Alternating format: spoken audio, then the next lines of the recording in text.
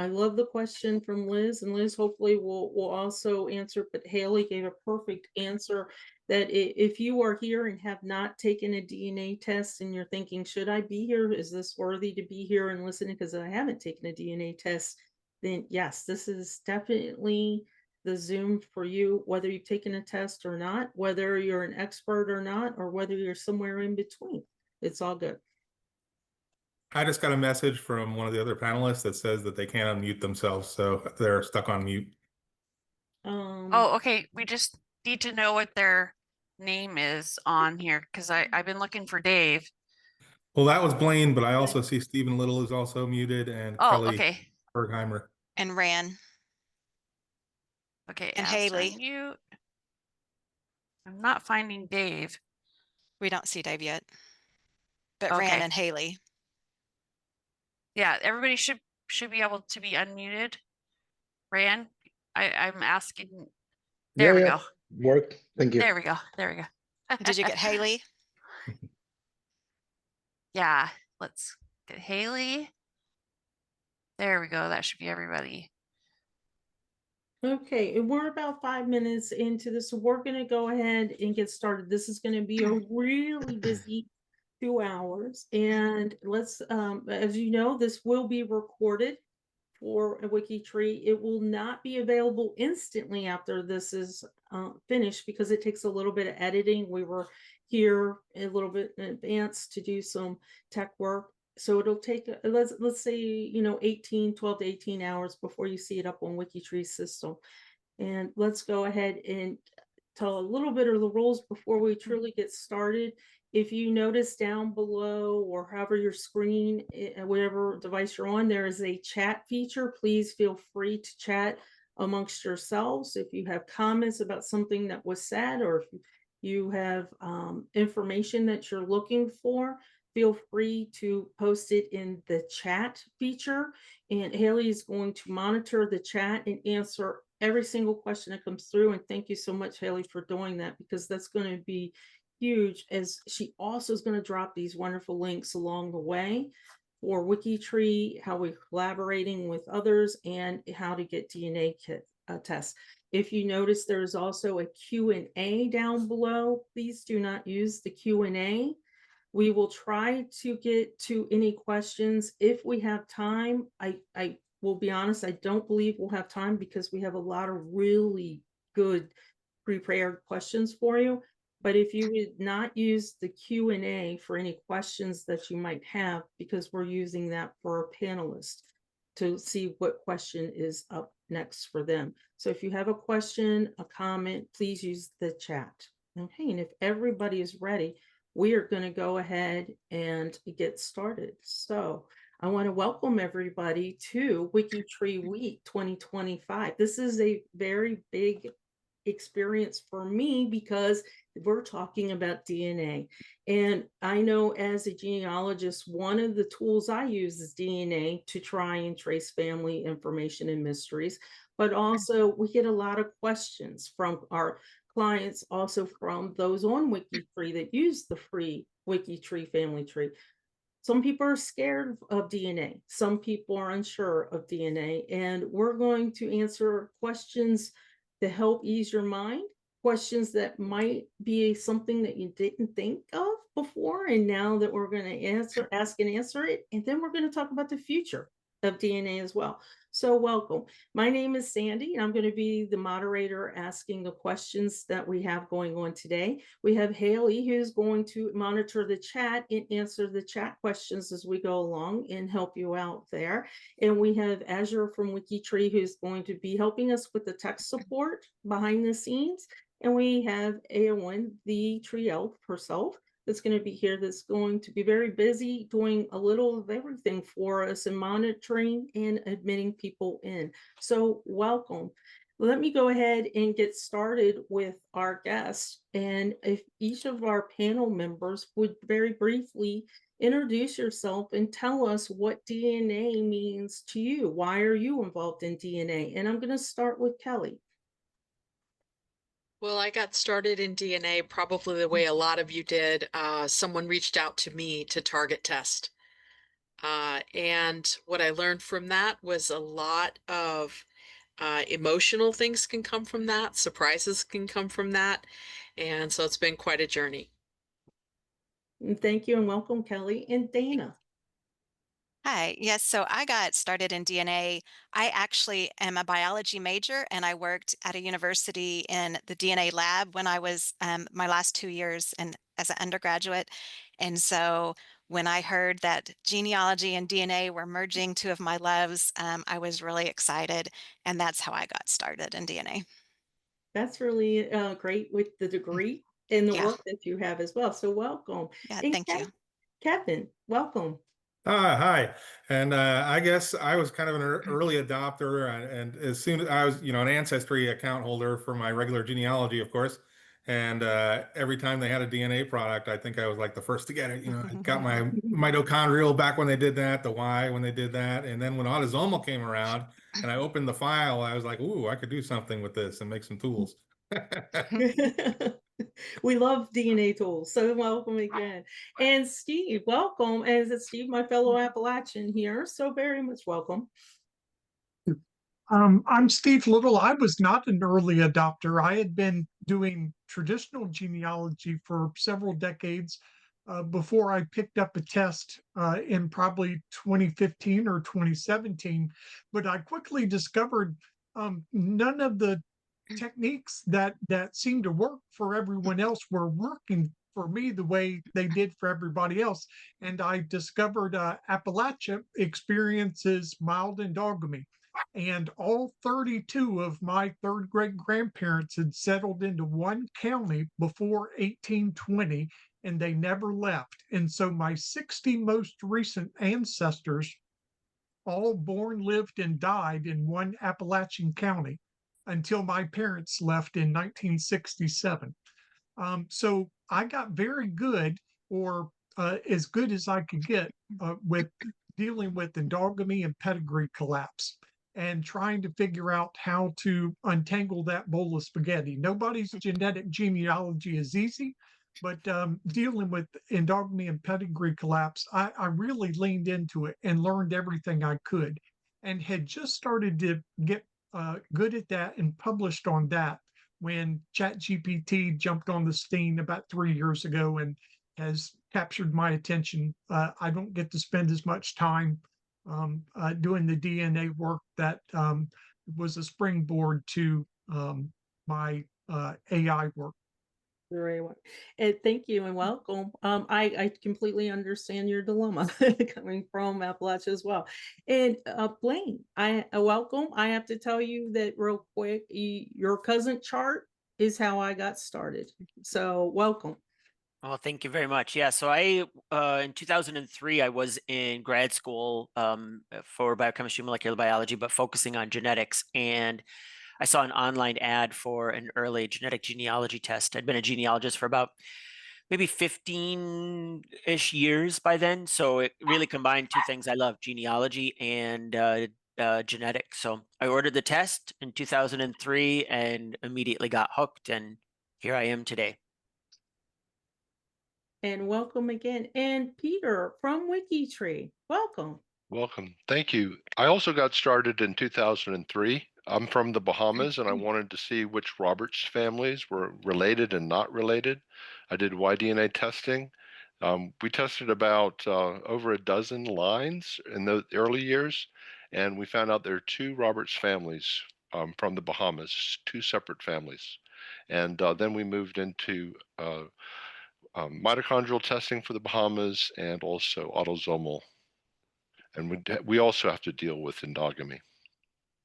And I will also mention that when you are at Roots, if you stop by the WikiTree booth, you will see Peter there, and he always answers DNA questions for anybody that comes to the WikiTree booth during Roots. So thank you and welcome. And Rand, welcome. Hi, thanks. Thank you. My name is Rand Snir. I'm VP Product at MyHeritage, in charge of our DNA products.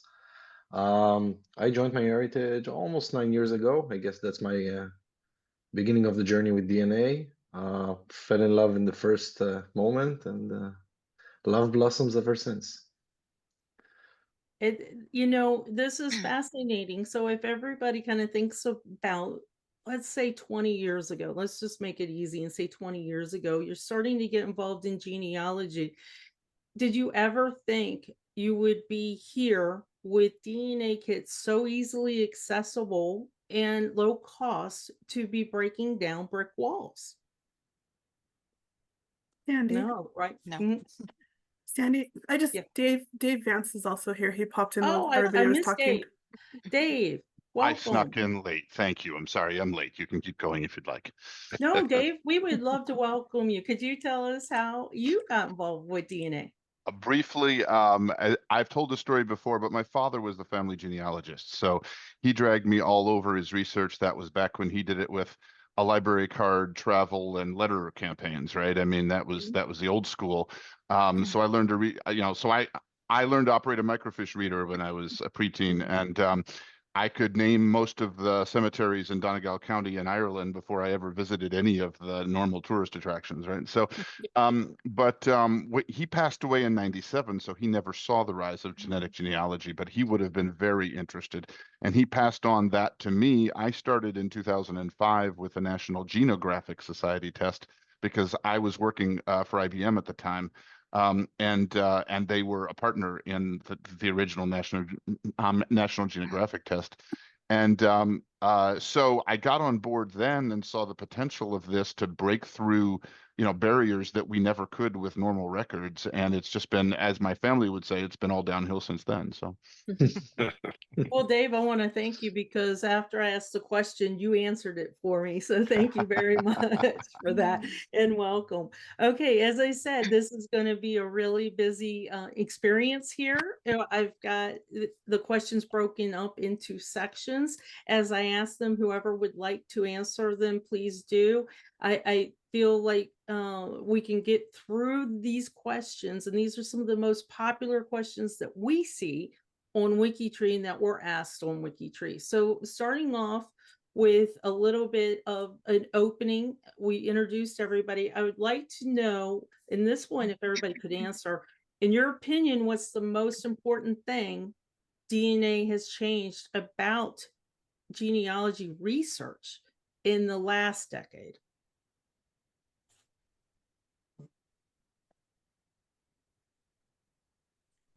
I'd like to answer. Go ahead, Peter. One of the things that has changed that I see is that it can disprove traditional genealogies in terms of, like, your birth certificate might say who your father is, but your Y-DNA test disproves it. And that's valuable information. Can I do a follow-up real quick with that? So this has been a popular question. As genealogists, we believe in sources. We believe in documentation. We believe in the paper, right? And so if in your example, we don't have the paper to prove, but we have the DNA to prove. How, as a family historian or a genealogist, would you document that information that my actual paper document is proven wrong by DNA? I think you show the birth certificate, and then you also show the DNA matching with the different surname, and you're matching with somebody. You identify someone that was living where your mother was at the same time of conception, that kind of thing. You just need to document how you know that there's a DNA match, and it's most helpful when your DNA is in a database that is viewable by the public. Yeah. Where you can see the match. You can independent verification. And anybody else have a comment to how it is the research of genealogy? How's it been affected in the last decade? I think the NPE is the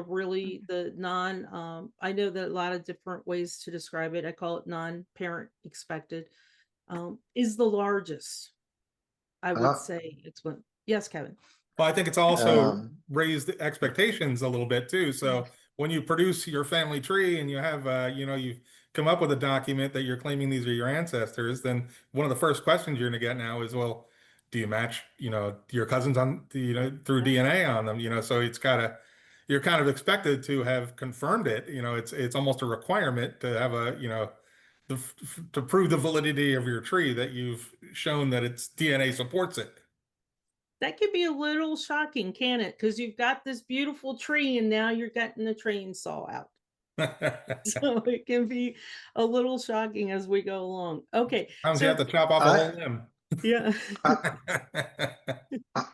I think, can you hear me? Yes, yes.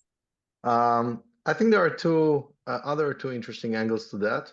I think that what DNA did is that it opened new lines of research that people would have not been able to follow otherwise.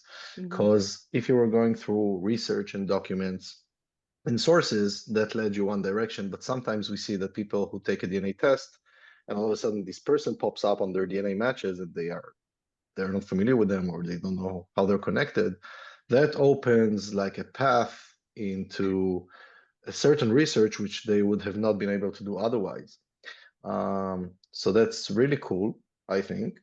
And another interesting angle is that I think that, at least on MyHeritage, we see that the DNA product, not necessarily because of the DNA matches and the cousin matching features, but sometimes because of the ethnicity estimate and the other aspects that it provides, it attracts a younger audience in some of the cases.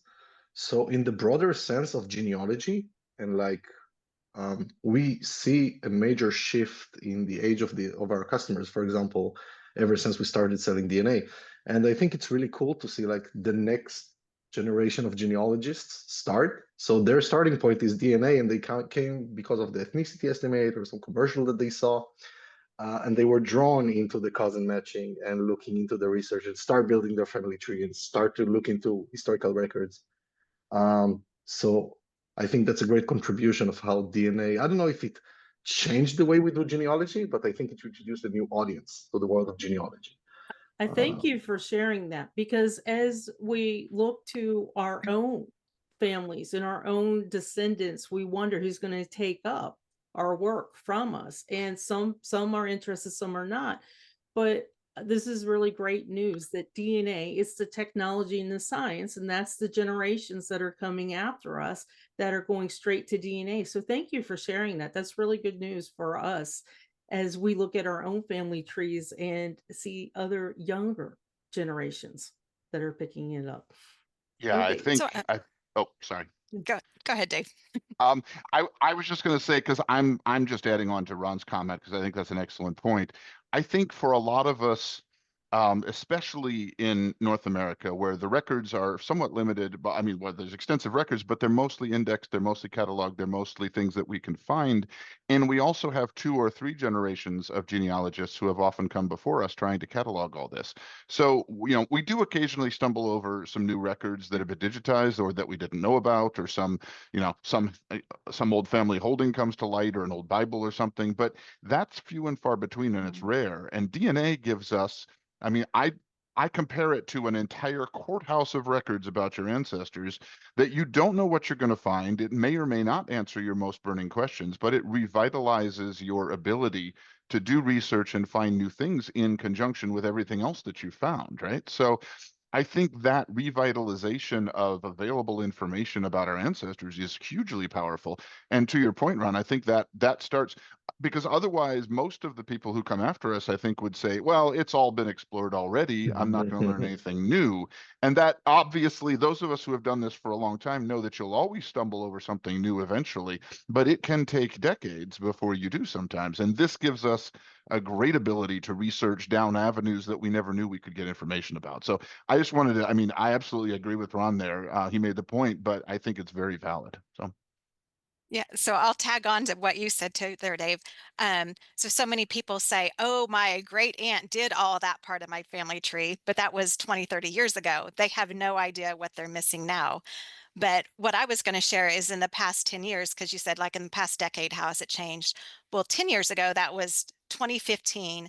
And people who solved like adoption cases back then, those early workers that were doing, I mean, they were working with such a limited number of test takers, just such limited information. And it has just grown and grown and grown. And you've got to have huge databases for us to be able to do this work or to do it more easily. So I think that's one of the biggest things that's happened in the past 10 years is just the tremendous growth of test takers that we can really make all those connections. And we're not going to talk about this, but I'll just add to your comment too, with law enforcement and cold cases and things like that. This has been helpful. I would like to ask everybody in chat that if you have taken a DNA test, just drop in the year that you have taken your very first DNA test. It'll be curious to see, because even our panel has a large span of when you first taken DNA tests. And I'm going to make assumption that a lot of people in chat are probably using the more commercial products as well. So it'll be interesting to see the year. Okay, let's move on to the next question then. So for those that are newer to the field, because we have genealogy and we have DNA from decades ago. So for those that are newer to the field, what is still misunderstood that you see when you came into the DNA genetics genealogy? What is still misunderstood about DNA used in family history? And I'll give you just a real brief example that I heard this morning from our cubicle party. My cousin, my brother, my sister, my mother, whoever it is, they're scared my DNA is going to be taken over by some entity, the government, the military, whoever it be. Is this a concern still out there? I'll take this one, Blaine here. Okay. So, I mean, we're at 50 million test takers around the world among the big 4 testing companies, and you would be hard pressed to find an example of DNA being used illicitly among those 50 million people. So, I mean, if the sample size is 50 million and you can't come up with any good examples of how it's been misused. Now, I'm not talking about surprises and things like that. Of course, that's a different issue than the privacy that, health insurers are going to use it. Now, you can't guarantee, anyone that guarantees nothing bad could ever happen doesn't understand what the reality. Is it possible? Sure. But we have 50 million people. First of all, what are the odds, one, that it's going to be you that it's targeting? And so, you know what, for me, there's a little bit of almost self-conceit in worrying about this, because we think, my DNA is so important, everybody wants it, right? And frankly, I mean, if anything, it's hard to get people interested in your results and your DNA. So it's the opposite is actually true. Not enough people care about your DNA. So again, 50 million people, no good examples of it being used in a wrong way. That's a pretty big sample size. And I would assume we would have heard if it was used in a nefarious way. We would have definitely have heard about that. That's a really great answer as well, that we want more people interested in our DNA. Anybody else have a comment to that? Yeah, I'll comment. So you also asked what's still misunderstood by newbies, especially. And I think one thing that's really misunderstood is they're wanting to solve that distant brick wall. They're like, who are the parents of my third great grandparent or great grandmother or whatever? And especially if they're talking directly to me or something, I'm like, okay, well, you have to start close. You have to prove all the line to that person. You can't just say, hey, 20 years ago, I did paper research and I found this person and now it's a brick wall. How can DNA help? Well, you've got to go step by step. You've got to walk that back. You need the DNA and you need to try and look at your source documentation, even as Peter mentioned, even if some of the information is wrong. It's very interesting as we get the new generation in. And I wonder, in your experience, do you find that they go straight to DNA? Are we finding that they only do DNA? Are we finding that people will also go and try and search the records? And who would like to take that one? I find it mixed. I'll say there's a lot of people that come to DNA testing that have done extensive research in the records. They're not always They're not always willing to listen when DNA says they're wrong about their research, but that's a different story, right? But on the other hand, there are people who start with, gee, I'm exploring my ancestry. I'll take the DNA test. They get their ethnicity results and they're interested in that, but then they want to go further and they don't really know much about their ancestry, right? They're not necessarily adoptees, although that's certainly a subcategory as well. But there's also people that just haven't done a lot of research.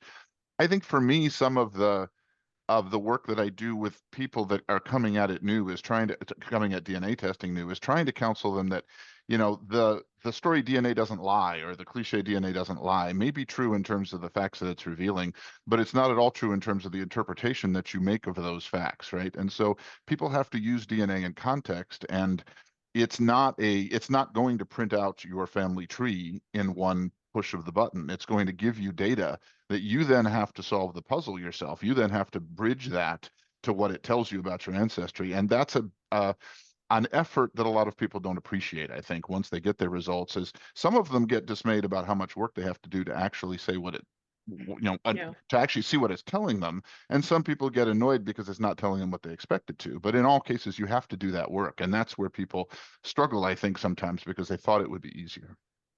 That's a really good point. And thank you, because you're helping me lead into the next question as well. So as you know, WikiTree is a collaborative one tree system. And how does WikiTree's DNA integration? Now, we don't take people's DNA and upload it into our system. We link to the tests that have been taken. This is a popular misconception that we actually go and get your DNA and we put it into WikiTree. We don't do that, but we do have tools that we link into. So as a global tree, a one tree and a collaborative tree where testers can openly collaborate, find possible brick walls and break them. How do you think, in general, shared trees like WikiTree enhance or do challenge the DNA experience? I'd like to say that where I see the real benefit is showing the relationship between DNA matches. And that could be a triangulated group or just two people. It's very powerful in that regard, but there's a little bit more programming that needs to be done to make sure that it's working properly. It's not exactly where it needs to be, but that is a potential that is enormous.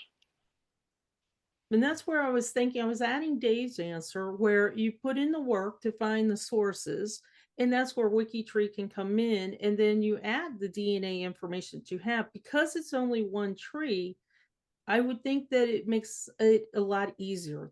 The view point and the path to who you're connected to would make it a little bit easier to see. Okay, let me ask the next question as we go along. This section is really about WikiTree and collaboration. So for those of you that are in our chat and in our audience that are on WikiTree, these are some popular questions that we have gotten from you guys on how to use WikiTree along with your DNA. So the next question would be, what advice would you give WikiTreeers trying to use DNA to confirm or extend their line? So we have WikiTreeers out there that have not taken a DNA test, and when they do get it in, they're not quite sure how to use WikiTree's system. And I'm going to pivot to you, Peter, because I know that you do a lot with WikiTree and DNA. The thing that I would like to see more happen is having people that say they took a DNA test in WikiTree, is that if it's an autosomal test, that they need to upload it to GEDmatch, and then so that they can add their GEDmatch kit number as their WikiTree ID. And also, if they've done a Y-DNA test, they need to add it to MitoY-DNA, or if they take a mitochondrial test, they need to add it to MitoY-DNA. That way, you can do independent verification that the DNA is matching sufficiently for that relationship. You actually kind of taken both questions, the last two questions, and you tied it up in a nice little package for me too. So to put your DNA and confirm people on WikiTree, and then also do GEDmatch for an additional verification. And can I ask somebody in the panel to explain what GEDmatch is and why why would I want to upload to GEDmatch if I've got my DNA on MyHeritage or Ancestry or wherever it might be? So would somebody like to explain what GEDmatch is? Well, I can do that. The biggest reason is because not everybody is in that same database as you. So if you just because you tested at Ancestry, you may have a second cousin that tested at MyHeritage and not know it because they won't show up in your Ancestry matches. I mean, that's the biggest reason. And then there's also the aspect of specific problems that you try to solve that GEDmatch is very good for. In particular, they're the largest independent database pretty much that's not also a testing company. So they have some useful tools for finding, missing parents and things like that. So it's a one-stop solution for those, especially those of us who take only one test or those of us that take all the tests that are out there. GEDmatch will allow you to upload, and then Kevin, I can take this and I can say, oh, this person matches me. They've taken a MyHeritage test. So let me go over to MyHeritage and drill down a little bit more over on their family tree as well. So thank you for explaining that. Keeping with the WikiTree theme, so for those of you that are on WikiTree and active on WikiTree, if you could add one dream feature for improvement of WikiTree's DNA tools or the structure that we have, what would it be? And Peter, should I pivot to you again? Yeah, Just one. let somebody else answer right now. Okay. Come back to me. Okay. Anybody on the panel, would you like to take one dream feature or improvement on WikiTree's tools or structures? What would it be? well, Kevin. coming from Borland Genetics, it would be nice, a dream feature for perhaps only me, to have a link to, segments from ancestors, not just living people, but be able to link to a profile of somebody from the 1800s who's has their DNA reconstructed. That's a very good one. That's definitely a very good one. Uh-oh, Peter has his hand Now, raised. now I Okay. finally have my answer. It's basically what I said before, is to easily see the relationship trail for a triangulated group in GEDmatch. In terms of, I want to be able to, if I know that these 5 people share a segment in GEDmatch, I want to just click and see the relationship in WikiTree. That is theoretically possible, but we need some programmers to actually do it right. I was going to say that was probably going to be one of my dream answers as well, because I'd like to just click and go and then see the match exactly. Sometimes we know by name, by location, but when you're looking at the chromosome browser and we get some surprises with our DNA, that would be handy. And thank you guys for answering that. Okay, so let's talk about, as you know, WikiTree is individual projects that we have, and this involves a lot of collaboration. So beyond the individual projects on WikiTree, how has collaboration advanced the field of genetic genealogy? And basically, in a nutshell, can we as a projects in groups in WikiTree come together and help genetic genealogy? Like there's an England project, there's an Ireland project, there's different projects out there. And how can we help genetic genealogy within WikiTree? Does anybody have any good tips for that? Go ahead. So I'm going to make a suggestion based on the Family Tree DNA Project Network, right, which we've had for a long time. So I'm pulling from that experience. I think helping people understand how the projects can help them, understand how the projects are run and some best practices for how the projects are organized, what kinds of information they can really help with. I mean, in the old days, we did genealogy by sitting alone in dark, places with records and, under the glow of a microfiche reader. That's no longer true anymore. It's a collaborative game. It's something, DNA testing is something we have to participate in as groups. Otherwise, we're not going to learn anything. Helping people make that bridge, understanding how they collaborate without violating their own, personal privacy desires, I think is a needed part of genetic genealogy, because it's not something you can go very far just on your own. So I think that helping them understand the value, that that's the next step. That's really where they're going to get the most benefit from their own test, is by comparing themselves to others and getting along with people that know more than they do about how to do this kind of analysis. So anyway, And that's my. I think that's a really good answer, because you just gave me a thought that I'm not only comparing my DNA, but let me take a large project like England or Germany, for example. They have, if I'm an American, I might be able to trace my DNA very closely to one of those locations, but the names change, the locations change, things like that. So I might also need an expert who knows the history of the boundaries and things like, so that would be a benefit of the project.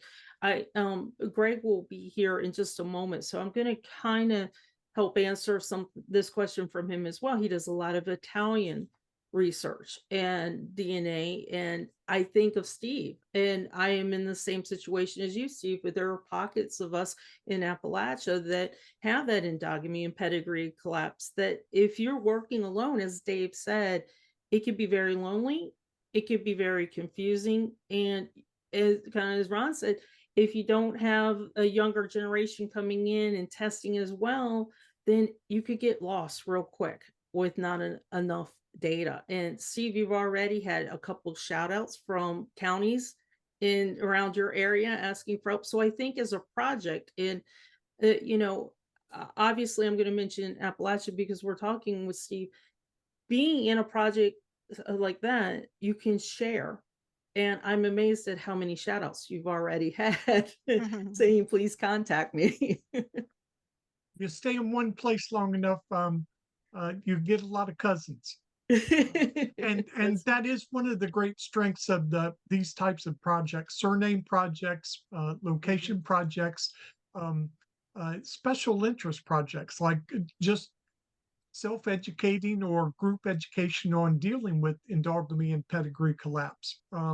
It's a special skill that if your grandparents came from the four corners of the globe, you don't have to worry about or try to even understand. But when you've got friends and cousins and colleagues who are all trying to get up to speed on the same thing, the value of working together in small teams or groups and just helping each other along is tremendous. I agree. So I think we maybe need to define pedigree collapse and endogamy, because that's really a term we just use a lot because of DNA. We don't really use that in traditional genealogy research. So pedigree collapse, in my definition, we would all say it's slightly different, but pedigree collapse is basically when you had first cousins or second cousins marrying because they were in the same location, and that was not frowned upon for first cousins to marry in the 1800s, 1700s. So like Steve's people all being in the same place, they had cousins married. And so he's related to everybody in that county, basically. And it makes kind of a mess of DNA. It makes it harder to work with, which is a struggle. And then endogamy goes a step beyond that. It's a little bit different because it's a population that's isolated, and they traditionally only marry within that population. So it can be like the Ashkenazi Jewish who may marry in that group because of their beliefs, their religion, and or somebody on an island population because there's nobody else to marry. And so where many of us with pedigree collapse, I'm related to people 3, 4, 5 times in my pedigree collapse part of Tennessee. But in endogamy, it can be 20, 30 different times. And they're like all kinds of 7th cousins and 8th cousins. But so it's not that you would know, oh, that person next door is my whatever cousin. It's just that you've all sharing DNA. So Yeah. hope that And, helps some and that are, there's yeah, Steve. a third term that's helpful to note: multiple relationships. Dana alluded to it, but that's distinct from pedigree collapse. And even the different types of or concentrations of endogamy, all of the instances of multiple relationships and pedigree collapse in my family are from the mid 1700s and forward. So that's recent enough that we can almost tease apart some of those. But when the multiple relationships and pedigree collapse were centuries ago, it's much more challenging. So if you've got to deal with endogamy, mild endogamy from Appalachia is probably on the easier end of the hard spectrum. And thanks for both of you for explaining that for our audience. I really appreciate that. You'll know it's an issue for you if you try to do the Leeds method and it Yep. looks like a bomb blew up at the paint store. Yes. The Leeds method just doesn't work. Yep. It looks like there's just paint everywhere. And that was one of my first indicators that something was not right here. Or at least I didn't understand what I was doing or what was happening. But that'll be an early indicator. And also, if your cousins seem to have more DNA shared among them than Blaine's charts would suggest, that's an early indicator that you're just related 2 or 3 times, not just one way.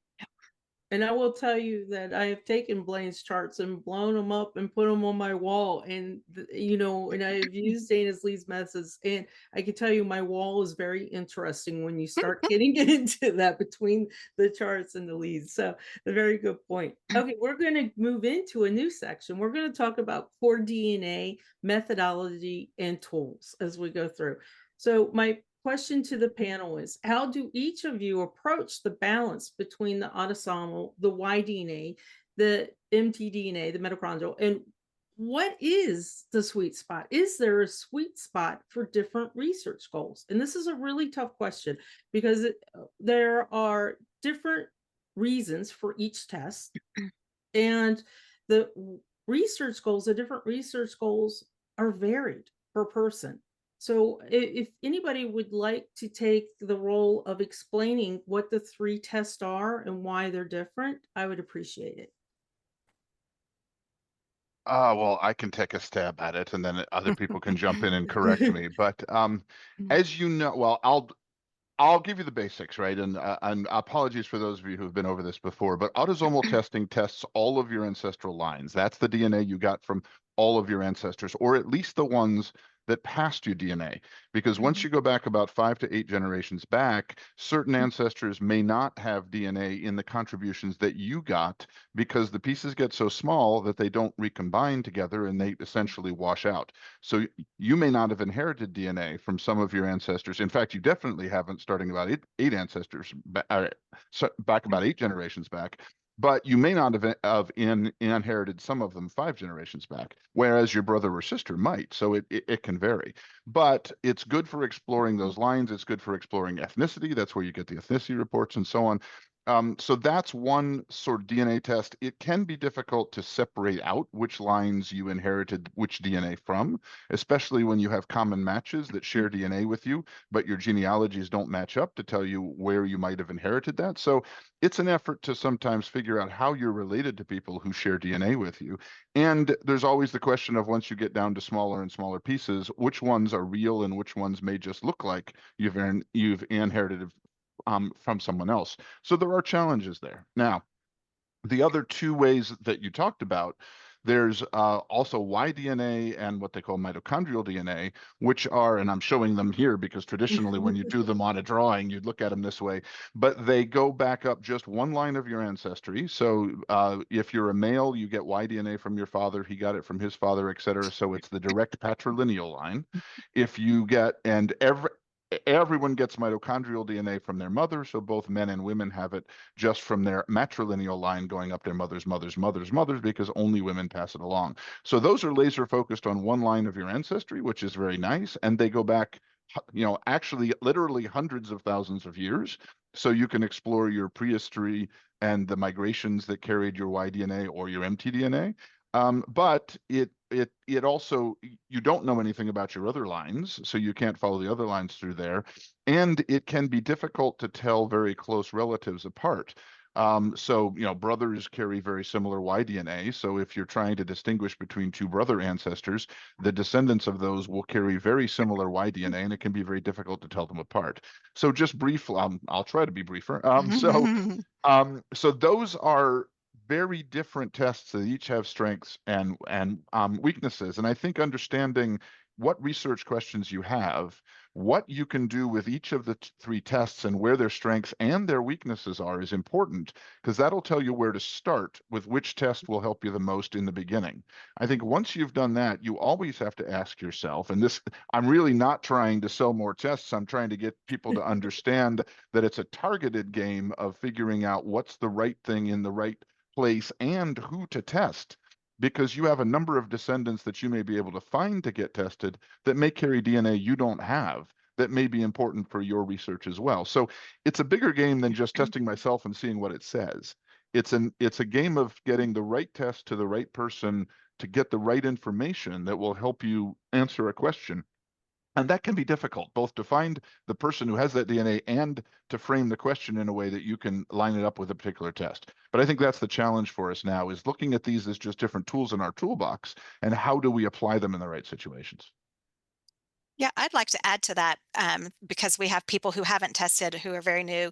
So autosomal test, when the one he said, which you get from basically all of your ancestors or all your recent ancestors, if you've taken an ancestry DNA test, that was autosomal. So family tree DNA, Family Finder, 23andMe, MyHeritage, those are the big four tests for autosomal, which is kind of the basic, the big wide net one. And then Y-DNA, for the most of us, that would be testing family tree DNAs, one of their Y-DNA tests, and mitochondrial, the same as family tree DNA, taking a specific mitochondrial test. So that might help you understand what test you have taken, if you've taken one, or what you need to order, depending on what you're working on. Fair. One of the things about in terms of the sweet spot, Mhm. one of the things that how I try to advise people is you want to have your DNA stored. And so if you test like with family tree DNA, it's stored. You can start inexpensively with a family finder test, an autosomal test, but then at a later time, if you decide you want to look at that matrilineal line, you could do a mitochondrial test with the DNA that's in storage. Or if it's a male that tested, then you can do extensive Y-DNA testing. So it leaves your options open. If you were to like test with Ancestry and then transfer your DNA over to family tree DNA, basically the information is there, but the DNA is not at family tree DNA, and you can't do that additional testing very easily. And so if you've got grandparents that maybe they may not be with you for much longer. You want to get their DNA in storage, and then you can do that DNA testing on them. And then I would just like to add that, obviously the autosomal testing is good, maybe back 5 generations or so to really helpful answers, maybe more if you're lucky. But the Y-DNA and the mitochondria will take you back, many, many more generations. Let me ask you a question to the panel as well. So as you're working with DNA, and we just explained the 3 different DNA kits, and most people do go into an autosomal DNA, such as MyHeritage. That's going to be my starting point. I'm going to go there and I'm going to see a broader range. And as Peter mentioned, that'll take you back about 5 cousins. I've seen in chat a little bit, a few times, what would be the lowest centimorgan, which we abbreviate as CM, that we register our DNA with? What would be the lowest that you would use for a match? This has been a huge question among WikiTreers. Well, so I'll take that, Blaine, here, because I'm a big opponent of small segments, famously and evilly for that. There is copious amounts of research that show small segments, a substantial number of small segments are false. And, people would love me to be able to say, oh, small segment is defined as 8.5 centimorgans or smaller, but that's not how it works. We know that many segments of 5 centimorgans, 6 centimorgans are false. And then the curve declines, right? Significant number of 7 centimorgans, a significant number of 8, and so on, right? But so when it comes to using small segments, smallish, right? We're not talking about a 50 centimorgan segment, a 25 centimorgan segment, a 15 centimorgan segment. We're talking about smallish. We have what I call the 2 hurdles.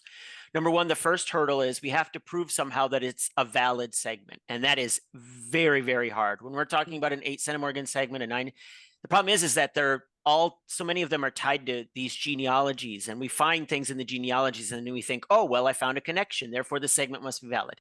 No. And then the other hurdle that we have to get around is knowing that that segment actually came from the line we're interested in, right? Because the smaller the segment, the older it can be, right? If a 9 centimorgan segment can be 15, 20 generations old, none of our trees, no one in this Zoom, anyone has trees complete enough to be chasing segments that are 15 or 20 centimorgans old, generations old. So that's the problem, right? We have those two hurdles that we have to get over. And I don't have a perfect answer other than massive amounts of data, right? The more data we have, the more matches we have to those ancestors, the more we can work with. That's where but if we have one 8 centimorgan segment and you're basing a genealogical conclusion on that, you're in big trouble. I agree with everything Blaine said, but I do want to be a little bit more optimistic because I think I wouldn't throw away your 7 centimorgan segment either. On the other hand, if you see you've got 10 cousins that all descend from somebody from the same side of the family, don't throw away that information. I mean, there could be patterns that might make a 7 centimorgan segment useful, but without that, what happens, a 7 centimorgan, what does it have, like a half of a chance of being over 500 years back? So even assuming it's valid, how many people do you know that have their tree back 500 years in every single direction? So assuming based on like a single match, because you find a common ancestor in their tree, that's why you got that segment from them, without painstakingly going back and seeing whether it matches on the right side of your family and through the right grandparent and things like that, is it may just be a total coincidence, and you might have at that degree back, or maybe even 700 to 800 years back, you might have 15 common ancestors with your match, and it comes from another one. So I'll add on top of both what Kevin and Blaine said. I'll echo what Blaine said. I think it's very interesting because there are different approaches, and some it really depends on how you decide to look at things. In most of the cases, Blaine is right, and very tiny segments are probably false. However, as Kevin said, in some of the cases, like that one small segment can be like a life-changing discovery. I will say, I'll just mention that if you're dealing with endogamy, usually you'd want that centimorgan to go even higher and look at 7. I'm an Ashkenazi Jew. 8 centimorgans shared DNA means absolutely nothing. I can work with that. So yeah. It sounds and like I would like to share my my view too. So I think it also depends by what you mean by working with it or using those. So I have saved Ancestry used to go all the way back to 6 centimorgans, and I saved those for me and a lot of my family members. And so I still sometimes use even the 6 centimorgan matches, but mainly what I'm doing, I've already got this cluster of people. So like, okay, look at that 6 centimorgan or the 8 centimorgan, which is what most of us have, and all their shared matches. And I see, okay, they're all showing, okay, so they're all connected, they're shared matches, so they have a potential of a connection. And then I see in their tree that they're going back to that same great grandparent that, like, 90% of the other people in that cluster are. Well, what I will use that for is to say, okay, I'm now going to work on that person, add them to my tree. I'm almost doing like a quick and dirty, like making sure and adding that person. So I haven't used it to say, okay, now I've solved this great mystery, I'm going to publish something, or I'm going to start teaching about this. But I am using it to say, okay, I see how this person is connected to my tree. And yes, there could be another way, and it could be that great grandparent, now there's more connections back on that part of my tree.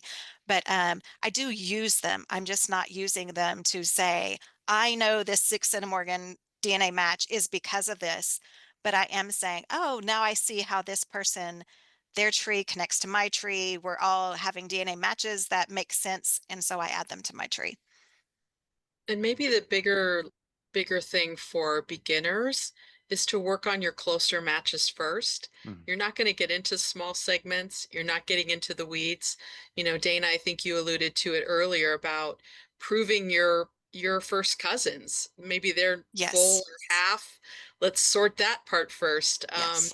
So there's plenty to do with your closer matches that you should not, certainly as a beginner, be out in the weeds in the land of small segments, distant ancestors, and multiple relationships. Yeah. 100% agree. And thank you for bringing that up. I like to And- piggyback on both of those, on Kelly and on Dana. I again agree 100%. And one thing that I do find useful as far as uses for these small segment ones is I like to go back one generation at a time when I'm making my maps, and I won't say something belongs to Yep. my paternal grandfather unless I'm certain that they also belong to my father. You know, that I take it one generation at a Yes. time. But what's nice is, and what Dana said with cluster, that you can get a smaller match that fits within the cluster and it's also matching everybody else. And especially if it's on a site that that shows start and stop points, so you can see that it's actually on the same segment that you're matching this person, then sometimes you could say, well, I've got 9 people that all descend from my 3rd great grandfather, but that little 6 or 7 centimeter, if it's valid, and it probably is if it's matching every single other person in the cluster, because that's it shows that it's not just zigzagging back and forth to different sides of your copies of your chromosomes. If that is a descendant of either the father, side or the mother's side, you may be able to take that for your DNA map if you're mapping your chromosomes one generation further back and say that's the ancestor's father. I could attribute that segment to. Whereas if you didn't look at that segment, you might just be one segment closer. But I certainly would not jump to like the 1500s from just knowing which grandparent it is. And I want to thank you, Kelly, because that was the next question. And I think that is very important. The question was, how do you convince beginners, to jump into this genetic genealogy and field? And I love your statement. You need to stay out of the weeds. So thank you, Kelly, for bringing that up and answering that. Okay, so the next question that we have for the panel is, what is a recent advancement or a recent tool? And you tell us what's out there going on in the DNA and the genetic field, but what do you think is a real game changer that's could be available to us right now? We're going to talk about the future a little bit later on, but right now, is there a game changer tool out there for us? I will say, yeah, go ahead. okay. So to me, so I mainly work on my own family tree and my husband's family tree at this point. I used to do clients, I used to do IgG work, but now I just work on my own family. And 98% of the time I'm working in Ancestry. I am one of those, we could have the whole segment versus cluster debate kind of thing, but I love working in Ancestry. And so I think one of the biggest things is, one, that Ancestry is introducing new DNA tools, which for a long time they've been kind of holding back on that and not letting us use some of the things like clustering and stuff that, I mean, we have to, use other tools like the Leeds method, but they're enhanced shared matches. So that's a part of their pro tools. It shows not just how you match, how much DNA you share with someone, but also how much you both share with some match in common. And it's a tremendous help where, let's say, okay, you share 100 centimorgans with somebody, but you don't know who they are, and you've got 100 matches, well, shared matches, so you both match these 100 people. Well, before you could go through one at a time and try to find connections, but now you can say, well, what's their closest match? And you say they've got a sister that's tested, and it's just that quick, and their sister has a tree, and now you know exactly how they fit. But I think that is just an incredible tool, and I'm just happy that Ancestry is progressing, and then the clustering tool too, but the enhanced shared matches for sure. I also agree that, Thank you, but Kelly. I'm a little more specific as to it. Look, not the shared matches one, because I do use that all the time. But Okay. I think the most useful tool that I use for my own family since DNA Painter, because I think that was the big game changer, Yeah. was the Ancestry's side view. Just automatically being able to split your matches by side without even having to look at their trees, because a lot of them won't have trees. And especially if you're doing like DNA, chromosome mapping, like using DNA Painter or something like that, just to already know which chromosome to paint it on, whether it's the paternal or the maternal. And it's super important for DNA reconstruction too, to be able to do that, because what you're doing is just drilling back generation by generation, paternal or maternal to that person. So if I've got a great uncle and now I know every single one of his matches, which are paternal and maternal, I know exactly which ones to focus on, which ones I don't have to, because they're from another, not the side I'm trying to reconstruct or map on or learn about. Okay, I'm going to pivot. We're going to go into probably the most challenging of all the topics, ethics and responsibility. And I'm thrilled that you're here, because as a representative of a DNA testing company, I'm positive you can open the doors and enlighten us on some of these ethics and responsibility that happens with DNA. We talked earlier about how our DNA is not given to mysterious aliens or anything like that. It's kept within the company. So the first question that I have, and please, anybody that feels comfortable answer it. With the rise of law enforcement use, and this is, we've all heard about GEDmatch and law enforcement use, AI, and public sharing. What ethical questions should genealogists be thinking about now that we had no clue to think about even 5 years ago, even though AI was around, with the AI possibilities and the ethical sharing of information. As I mentioned earlier, when we talk a little bit about DNA, a lot of times we're talking also about live people. We're not always talking about dead people. We're talking about people that are our cousins that are still alive. So, with the rise of law enforcement and AI, what is our responsibility? I can take it from my angle. Mhm. So I think that at least when it became more public, that law enforcements are using the DNA databases to solve cold cases and run their research there. I think companies have taken different approaches into whether to allow or to not allow. Some of the companies that you mentioned, I can tell, at least on my heritage side, that we have forbidden the use of our database for that purpose. We have made clear in our terms and conditions, and we are forbidding also when you're activating a kit, we are explicitly asking whether you are consenting that it is not used for that purpose, which some customers find it weird. But that's also, I think, one of our intentions, also to be clear with our customers and showing that we are not supporting that.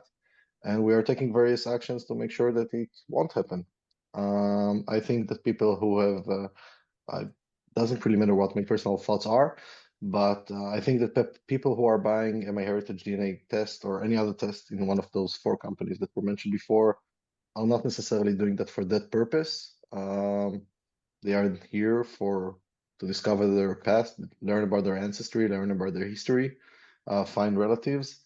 And there are other solutions out there in which you can upload your data if you wish to contribute, or you wish for your DNA data to be in those circles that are being used by law enforcement. And I think it's a decision that each company should take for its own, based on what it thinks is right. Thank you. I appreciate your viewpoint from a DNA testing company. I think that it's important for those that are a little bit nervous about taking a DNA test, hear from a DNA testing company how you handle this. Anybody else want to take the privacy question? We don't use privacy. Actually, I was the ethics question, but we don't allow law enforcement on our side either. However, I think one of the biggest new issues in ethics that comes up with AI, and not just in genealogy but everywhere, is disclosure.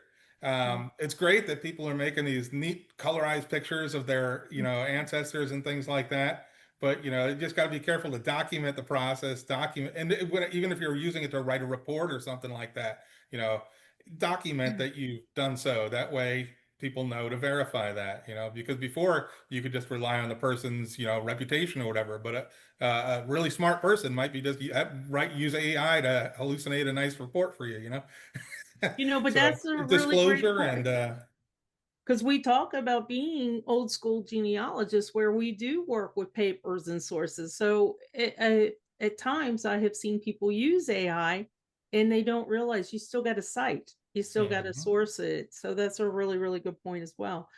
So let's talk a little bit about the sensitivity of, and this involves the ethics of it. So if you have a client, or say that you take a DNA test, or a cousin takes a DNA test and they realize they don't match with you. So we have some sensitivity, we have some ethics into this question. How do we handle discussing discoveries of NPEs, the non-expected parents, the little mysteries and tidbits that come up in DNA testing, the unknown siblings that might all of a sudden pop up in your DNA testing tree. So how do we handle this ethically? What should I do if I have an unknown sibling pop up? Well, I'll tell you how I personally handled a close. So this is not an unknown sibling of my own, but is close, and actually found that there were two of these close family. So it showed that somebody had two children they didn't know about, but that person is deceased, but they do have a child who's still living. So I have talked to both of them and explained, I answered their questions. I told them about their family. In my case, neither one of them asked to be put in touch with that other, it would be their half sister. And so I have just not approached it. I've not, I don't feel like it's my place. She has not taken a DNA test. It was another way we figured this out, but I don't think it's my job to go and maybe disrupt her life and tell her that her dad had children she didn't know about when she's not asking. So that's how I've handled mine. Let me follow up, Dana. So Mhm. it the does so she does not know, Right. and so she would not know to ask. And I think you made a very important point. And I know that Kelly mentioned yesterday, whose story is this? This isn't my story to tell, right, Kelly? This is Yes. definitely not mine. Yeah. And that's very true. This is not, that's partly how I feel about it. It's not my story. This is also not a cousin I've talked to in 20 years. So it would be me going out of my way to do something. If it was somebody I saw, I could maybe, start filling things out and seeing what they thought. What did they suspect anything? I don't know. But I don't think we always need to say, oh my gosh, I found this out, and hurt somebody, Yeah. because it could be a blessing in her life. She might get to know these two half sisters. Everything might be wonderful, but I don't know. And they didn't specifically ask me to get in touch. They didn't ask for her contact information. And so I'm staying out of it. Staying out of the middle. Yeah. And Kelly, do you think there's ever a time and place where the middle should speak up, or are we still, it's not our story to tell? That's pretty squarely where I fall. And I told this yesterday with the writing and narrative kind of panel we had, that my father has a father he didn't know about, and a new biological father. And so even though I have a new grandfather, is it really my story to tell, or is it my dad's story to tell that he has a new dad? And so, each person makes decisions about that, but I think it's really important we pause, we think. We can't undo it. We can't put the cat back in the bag, so to speak. And so it's really important that we're thoughtful about that and we think about the ramifications of what we're going to do. And even if that's something just as simple as me changing that man in my tree, and then that throws hints into other people's trees, or things like that. I think it's really important that we just pause and think. And as genealogists, we're kind of always on the hunt and we're hoarding things and we're excited about things and we just kind of get ahead of ourselves sometimes. And so pausing is a good thing. Yes. You know, so this brings me to another question. If we do find these discoveries, and if we do put these individuals in our family tree and people see it because it's public, and I'm mentioning people that are deceased, like your great grandfather, and they're going to say, "How are you related?" And they come to you, "How are you related?" You know the truth. You know that there's probably an MPE in your line. Does anybody have any advice on how we, as family historians, should approach that next? If somebody is coming to us asking, "I see that you put this in your family tree. He is a second grandfather back," so you feel there's enough distance that maybe it's okay to put it in your family tree. But now I have people asking me questions. Any advice on gently, ethically, sensitively answering that? I think I'm going to mix it in with your previous question, Sandy, Okay. because I think we all think of our own ancestors' story as our story, right? This is my story to tell what my ancestors did. This is my story, right? It's not, it's their story, but I'm telling it because I come from them, right? So, but my story overlaps with every other descendant of those ancestors who have that story, who have a story as well. And it's not been, even in traditional genealogy, there's no great, secret that people tell that story differently depending on who you are. I mean, I have someone who's connected my ancestors on Ancestry and takes his line back to, seriously, Odin of Asgard. Now, that's his story to tell. It's not my story. But okay, he can tell that story if he wants to. And so I think there's always a difference, and we have to recognize that even though we are dead sure, we can be dead sure through genealogy information, we can be dead sure through DNA information. It doesn't matter to someone else who wants to tell the story differently, and that's going to happen. I think we're always going to have arguments over who is right and who's based on better data, and we can have those debates. But at the end of the day, I can't stop someone else from telling the story differently. All I can do is be sensitive to who I share it with and how I present it, so that I just put it as factually as possible as to what the information is telling me, right? And then I can defend that to someone. And to your previous question, I have to be sensitive to how the story may play out with other people.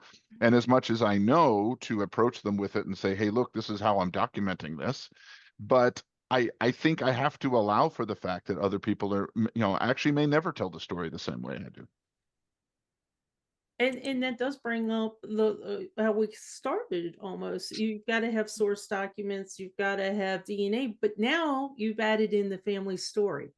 So you've added in that third component, and your family story might be slightly different.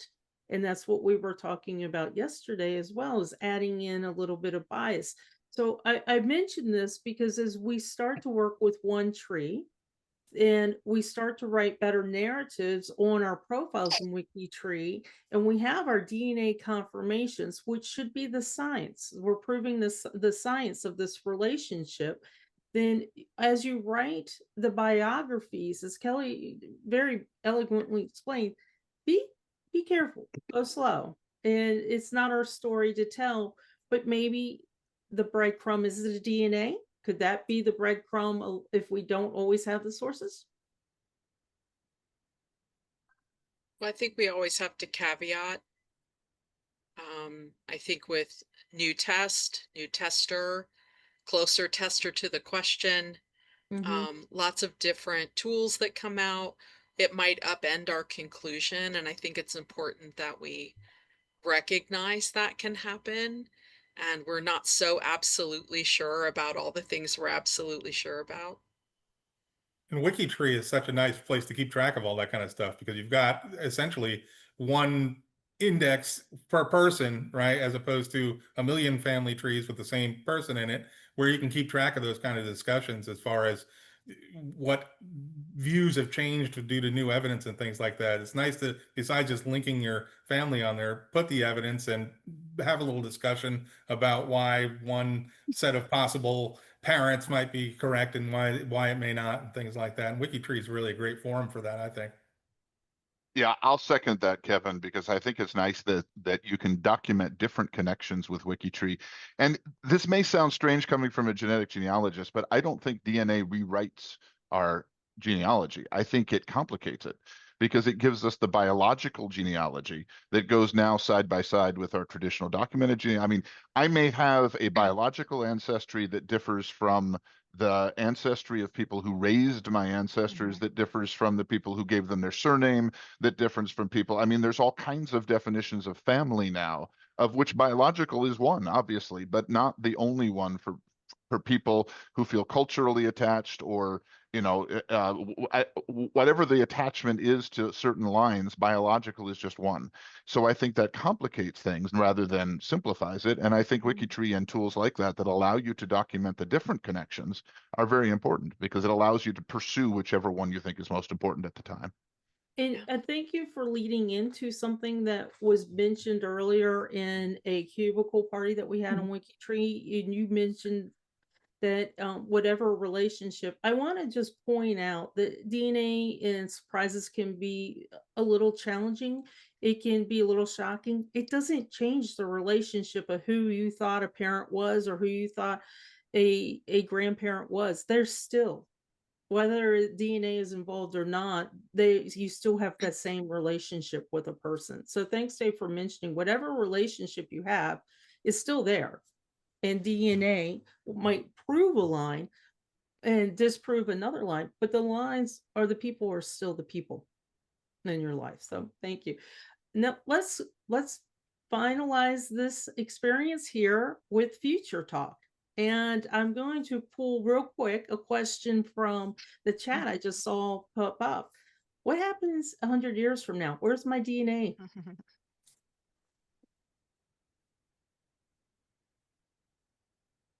Anybody want to say where my I'll DNA? take this. Okay, Blaine. thanks, Blaine. I mean, obviously, it will depend on what happens with the companies, right? Mhm. So, for a few years now, maybe 10 years or so, I've been saying that we need a more stable repository for DNA results, something that we can voluntarily provide our DNA results, because a set of DNA results is no different than any other record, right? It's the same as a newspaper record, a tax record, a census record, and we have stable ways to preserve those records. We do not yet have a stable way to preserve a DNA record, and that's something that we need. I think that an entity like Family Search or some other entity would be perfect for creating a database that we can store our DNA results in or donate them to. So I like the idea of a donation where I upload my DNA results with restrictions, right?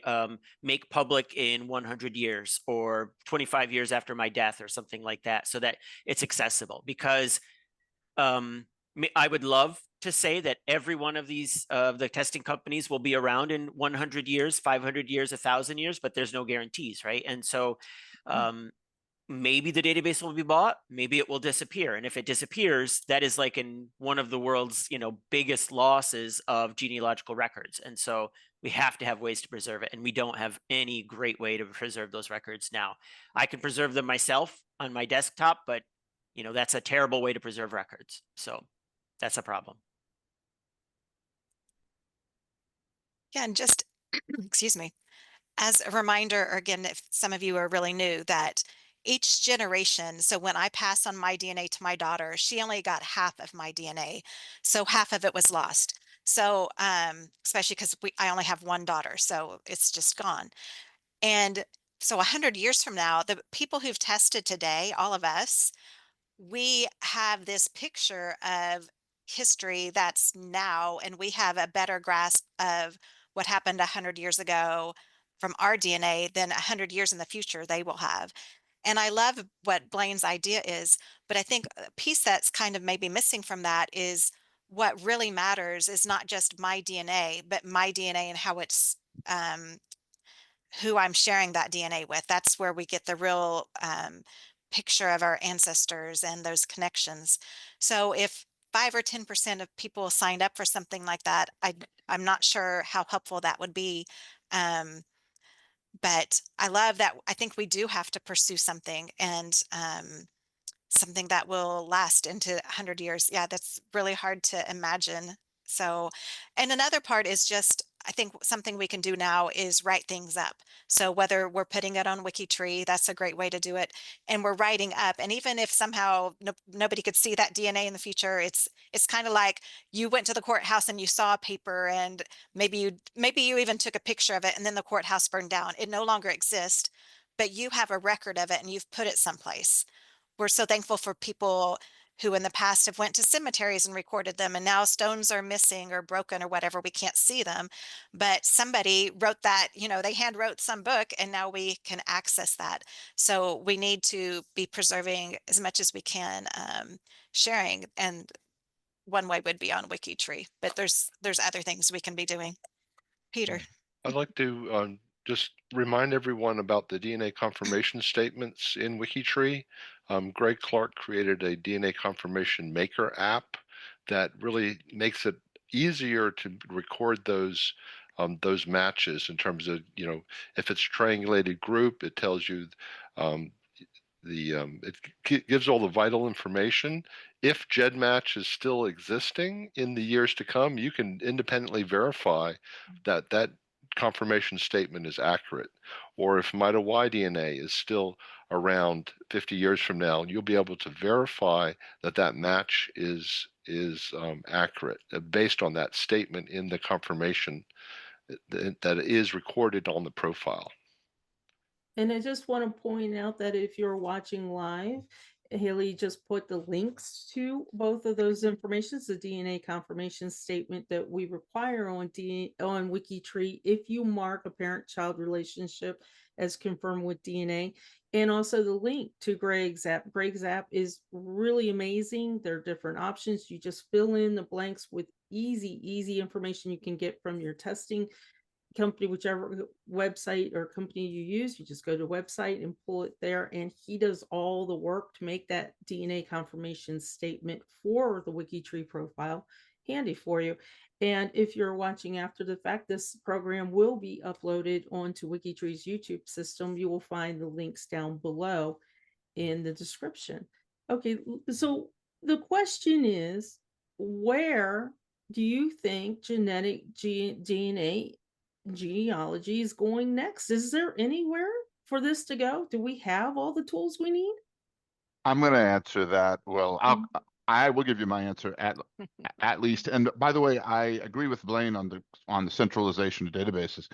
I think the next, I'll say 10 years, right? It might be 8. I don't think it's 5, but I think the next 10 years, we're going to get at least 3 things. One of them is that the technology will improve so that we can get entire genomes down to the base pair level recorded for a person.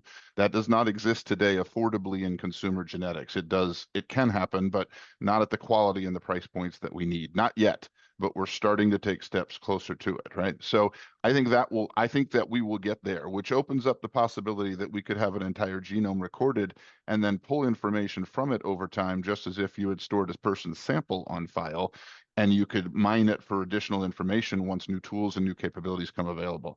The second thing is we'll have databases of that information, which is a huge big data problem, but it will happen eventually and we can use it. They will probably, by the way, get used for both, or possibly used for both health and genetic genealogy, because you could pull both information out of the same test, and that might be interesting, but I think that involves ethical, privacy, all sorts of issues that we got to be careful of, right? So I think there's a lot of hurdles to overcome before those kinds of databases could be usefully made to be, to include millions of people.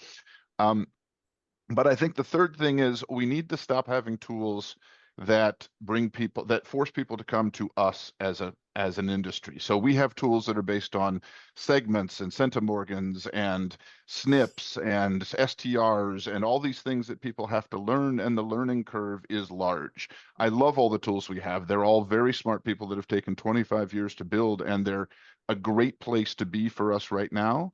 But I think in time, we cannot be doing the same thing in 10 years we are today. There need to be tools that simplify, make this more accessible to people, and help people get results out of them faster than they do today. So I think the combination of those 3 will change the industry. What I think I'm worried about goes back to something that's been said. I think I'm worried about the loss of I mean, we'll all be seen as the early adopters and the people who set the tone of this industry. But I'm worried that the millions of databases that are the millions of bits of data that we have on people's genetics today in the databases will not translate to that world because they won't be able to pull the same information.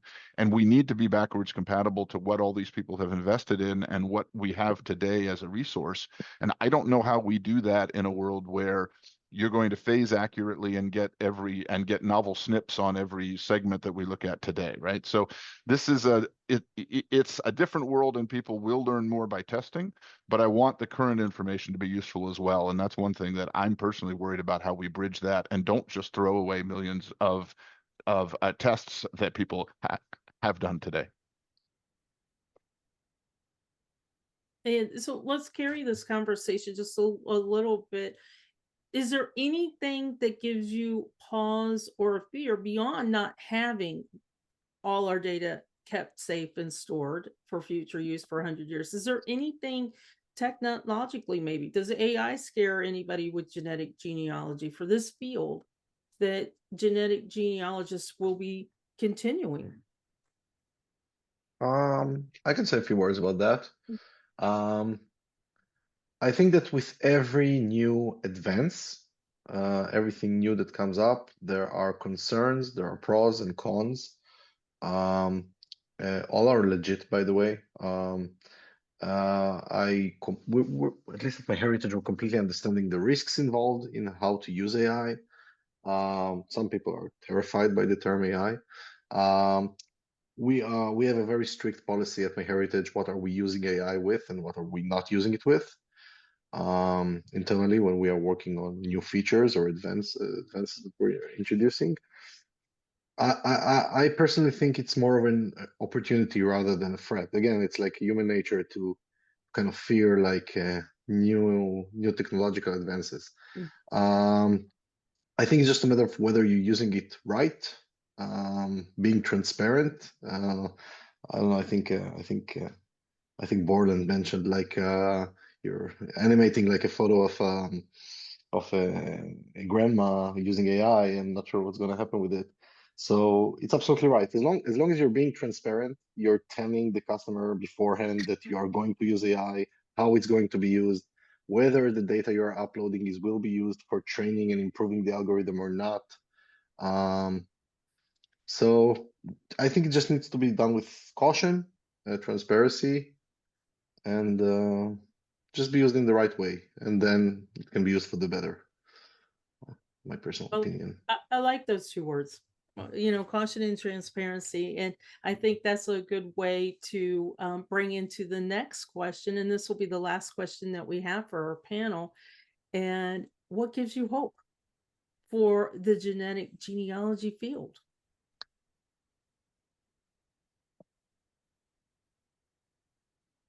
I see thinking. I see a lot of thinking going on here. I can tell you, I one of it's kind of already been answered a little bit, that we have younger testers coming in. That gives me a tremendous amount of hope, because if we can get these younger generation testing and then convert them into also doing the work of the source documents and the certification and independent verification, that gives me a lot of hope that we have a whole new batch of younger generation coming in to something that we all enjoy.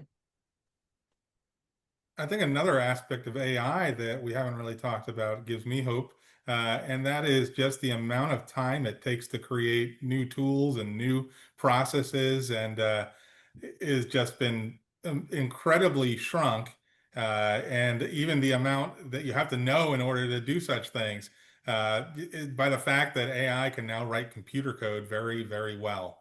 Some things, you know, I had this like 3D chromosome browser or whatever, and I could have done that myself. I could have done it, and it would have taken me a month or two. But now with AI, I did it in a weekend before a convention, so I'd have something to exhibit, you know. And I think that brings me hope that, you know, that the rate at which technology will probably increase is going to grow very quickly. I will even on top of what Kevin said, I completely agree. We see it also when we're working on new stuff. I think that in addition to the fact that you can do things faster, AI also adds a computational advantage, so that something that used to take you manually like tons of time to do, or even running with an algorithm now takes, I don't know, 1/10 of the time, 100th of the time. Really depends on what you're trying to do. So if you were trying to build something extremely complicated that required tons of resources and computing power, that's no longer the case. And it opens the door to various directions that will be pursued in the near years, that I think will help introduce new tools to make things much easier and much more automatic than they are today. The interesting thing I came to learn about working with genealogists is that sometimes they don't like things to be automated and they prefer to do the work manually, which keeps on surprising me every time I'm meeting people at Rootstack and other places. And that's We great. like those dusty It will courtrooms and things absolutely like that. no. I can completely relate. I completely get it. There will always be the option to do things the way you prefer to do them. I'm just saying that if, for example, in the past you had to spend a week to cluster You're right. 5 DNA matches together, today you can do it with a click of a button and get that result back in 2 minutes. Yeah. So, but all options will be available. I You can remember making obviously do Venn things manually. diagrams for that, like Right. with circles and Right. which ones cluster Yeah. with each other. Right. Um, I will add on to that, Ron. I also agree with you. I think for me, our tools will change. I don't know if AI is going to be a game changer or not. I think it'll be a great support tool and find things faster. I'm not looking at it to revolutionize the industry, but it'll certainly revolutionize how fast we find out information. But I think what we call genealogy, I don't even know if it will survive. I mean, with the ability that we have to connect back to ancestors whose names we will never know today, the definition of what you call genealogy is even changing, right? Is this anthropology? Is this genealogy? Is it, what is this, right? So there are, I think we will all change our view on what it is we're even doing, but I think the search for identity, the search for family history, the search for connections, the search for the traces back to history and the connections to history that we feel through our research, those are universal, and I think those will survive, right? I think those are things that will occur in the next generation, even if they go about it very differently than we ever did. And I think the hope I have is that the easy questions will get answered a lot faster. And but to me, Ron, the surprise I always have with genealogists is that no matter how many questions you answer, there's another one that will take its place and become the next burning question that if only I had the answer to this one, I could be happier, right? Not happy, but happier, right? So Right. I think I don't think that will ever change. So I think as much as AI and all of our tools will solve the questions for us, I think we'll always have more. And to me, the hope is that we can help people be on that path for as long as they have the interest and the ability to put the effort in. And that, I think, to me is one thing that I think is great about all the advances we're doing and all the new capabilities we're providing people, is because they can continue that journey. So that's the way I would look at it. Anyone else have any comments about where you see the field going, or the hope where you see the field going? Okay. I'd like to thank everybody for being here. This has been a fantastic experience. You've graciously attended our WikiTree week. This is our DNA day. The DNA is one of the top questions we get all throughout WikiTree. And you've provided us great answers and encouraged us. So before I end, we still have some people that have told us today that they have not taken a DNA test because they're scared of the results. And I'd like to ask everybody, any advice, anything to let them know what a DNA test and the fear, is there anything to alleviate that?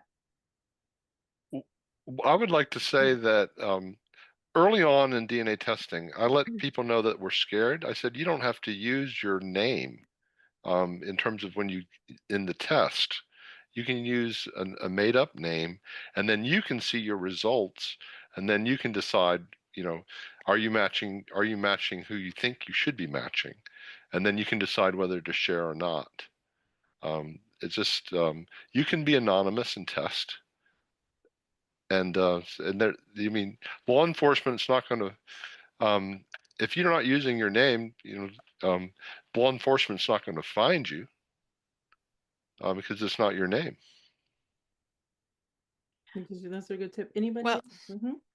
sorry, Peter. I'm going to say, as somebody who worked with law enforcement for 2 Yeah. years in the IGG world, we often, even if you're using a fake name, we can often figure out who you are. So, but that is if you're in the databases that IGG can use, so that law enforcement can use. I'm just saying, So, like you with the testing company, you can say Mhm. you're Jane Doe. Yep. And Family Tree DNA, I'm not sure with the subpoena, can the Family Tree DNA give out your mailing address with just Jane Doe? I don't know the answer to that, but um, they wouldn't need that in most cases. I'm not trying to scare anybody, but we are very good. There are very good genealogists in that field, and again, it's not all the time, but often just by looking at who you match, you can figure out who people are. But there's a But match there, but you don't know who it is because it's not your name anyway. no, but I Oh, can okay. still. If it's a parent child, if it's a parent child, No, then it's a lot more than that. Really, it's yeah. But I would say if you're concerned about it, one, Ancestry, I think, is a very safe place to test. Law enforcement cannot touch them. They cannot access their databases. They have been clear. I haven't been in that field for about a year and a half now, so I haven't looked recently, but they give us maybe it's quarterly or every half year, they give a report on, has law enforcement contacted them. It has been so minor. They have never given away anything. I feel very comfortable there. But if you're here, then evidently you have some interest in it and you're just a little scared and need a little reassurance. But if you need somebody to test and you're asking somebody to test, or you want them to test, you may not need it.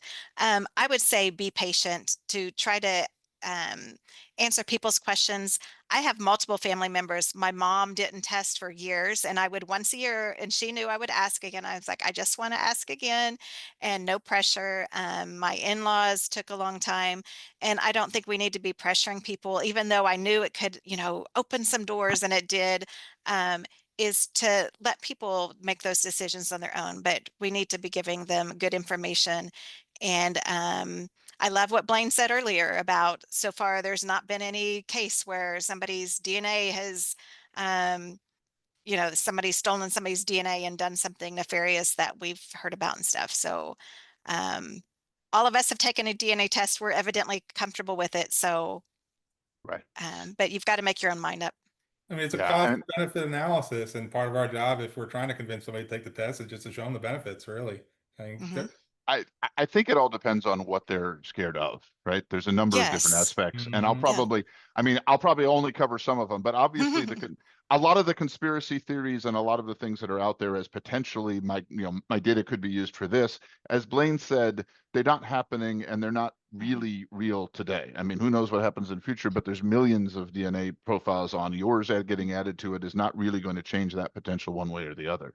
I think if people are worried about privacy of their own data and access to their data, as other people have said, all of the companies are trying to be good custodians of your data. Even those of us like Family Tree DNA that give options for law enforcement and so on, give you opt-in and opt-out flags that say, what are you comfortable with? Set your flag. Then we make it more complicated, but we're trying to cater to different, so other companies say, this is my approach and you can like it or not, and that's fine too. We try to give people lots of different options for opting into what they want to do, but all of us, all the companies are really trying to be good custodians of your data. They're trying to do their best to maintain security, maintain privacy, maintain your privacy. Now, there's lots of regulations about that too, but it's good business for us to cater to the people that want to come to us and test, and to reassure them that we're going to handle it ethically and safely, right? So there's lots of reasons for us to do that. I think the other reason, though, is potentially it may uncover things about your ancestry that you didn't want to know or that you didn't think were true. And all I can say there is, yes, If that's a concern of yours, that's a possibility that may happen. And I can't say you shouldn't test to find out, because your brother or sister may test and you may find out anyway, but it's something that you have to reconcile yourself that, just because someone else wants to know doesn't mean you have to participate, but it may be something that at the end of the day is going to come out anyway when someone tests in future, and maybe you want to be part of that so you can help understand the story and what it means to your family, right? So yes, that's a possibility. And that last one, I think, is the real one that we have to be able to counsel people to say, yes, this does happen all the time. And if that's a concern, you have to be open to the fact that it could happen in your family as well. And Peter kind of brought that up, but that is also something you could, at that point, if that's uncomfortable and you don't want that, you don't want matches to see that and stuff, you can, either remove your DNA or just turn it off, because sometime in the future you want to turn on matching or something, but where nobody else can see your results and see that they're matching you. So you can even just to take some time and process it or whatever. Very good points to all. And I think that we've given a lot of thought to DNA in the genetic field of genealogy, where it's been, where it is now, and where it's going to go. Thank you all for participating, for answering our tough questions that we had. And for those of you watching live or after the fact, if you have any questions, please reach out. And remember, this will be on WikiTree's YouTube system, so you'll be able to also provide comments. After this program is ended, join us in our Discord channel. We will be continuing the conversation from this panel. Thank you all, and have a good rest of the day. Bye. Thank you. Bye. Thank you. Thank you all. Thank you.